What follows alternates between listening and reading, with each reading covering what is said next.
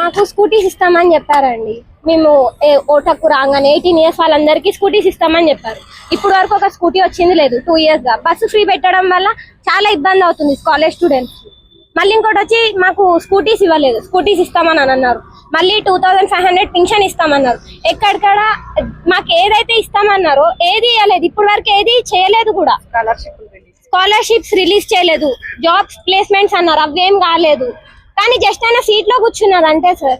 ఇక్కడ ఒక్క పని కూడా ఏది స్టార్ట్ చేయలేదు. ఆయన చెప్పిన వాగ్దానాల్లో ఏది ఒక స్కూటీ అనే కాదు, ఏ ఒక్కటి చేయనప్పుడు ఆయన ఎలా మమ్మల్ని ఓట్లేయండి అని మళ్ళీ ఎలా అడుగుతారు? నేను అదే క్వశ్చన్ చేస్తున్నాను. మీరు ఒకవేళ పని చేసి మమ్మల్ని క్వశ్చన్ అడిగితే మేము చేస్తాం.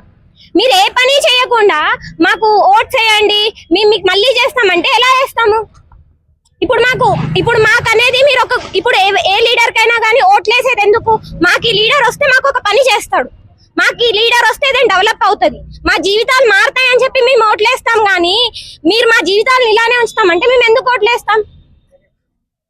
చెప్పింది ఒకటి ఓట్లేసే ముందు, మేము అది చేస్తాం, మేము ఇది చేస్తాం, మేము ఇంత ఇస్తాం, మేము అంతా చూస్తాం, మేము ఇలా తయారు చేస్తామని. ఏం చేశాడని నేను క్వశ్చన్ చేస్తున్నా. ఈ 2 years లో ఒక్క బస్సు ఫ్రీ వదిలేసి రేవంత్ రెడ్డి ఏం చేశాడు? అసలు ఈ తెలంగాణని ఎక్కడ డెవలప్ చేశాడు?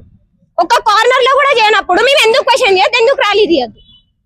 మళ్ళీ ఎలా అడుగుతున్నాడు అసలు నాకు ఓట్లేయండి అని చెప్పి? నేను అదే క్వశ్చన్ చేస్తున్నాను రేవంత్ రెడ్డి. మీరు ఒకవేళ రావాలని అనుకుంటే ఫస్ట్ మీరు ఏవైతే ఏమంటారంటే ఆర్డర్స్ ఇచ్చారు కదా, నేను ఇది చేస్తా అని చెప్పి ఆ సీట్ లో కూర్చున్నప్పుడు అది చేయండి ఫస్ట్. అది చేసిన తర్వాత గల్లీకైనా రండి, ఇంటికైనా రండి, నాకు ఓటేయండి అని. లేకపోతే తన్ని పంపిస్తారు జనాలు అయితే కనుక.